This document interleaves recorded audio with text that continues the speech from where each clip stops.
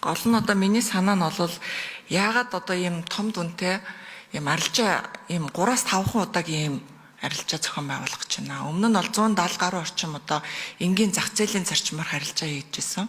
Энийг ийм ингээд бөөгнүүлээд ингээд цөөхөн тооны арилжаа хийн гэдэг чинь офтик гэрээтэй ижлэгэн юм шиг харагдаад байгаа юм л да. 22 оны үед чинь бид нар бас офтик гэрээгээр юугаа нийлүүлээд нүүрсээ экспортод гаргаад тэгээ валют орж ирдэггүй ийм байсан. Одоо тэгээд сүүлдээ бол энийг биржийн арилжаагаар явуулах нь зөв юм аа гэж шийдсэн. Тэгэхээр одоо энэ удаагийн энэ одоо шийдлээр бол дахиад энэ одоо биржийн арилжаанаас ухрах юм шийдэл юм шиг харагдаад байна л да. Энэ талаар асуугаад байна. За сангийн сайд жохлон сайд. Түрүү сангийн юуны уулуурхай яамны залуу хэллээ. Би тэрэн дээр сайд гишүүний асуултанд нэмэлт мэдээлэл өгье. Энэ бол эргэлтэнд оруулах асуудлаа шийдэж байгаа.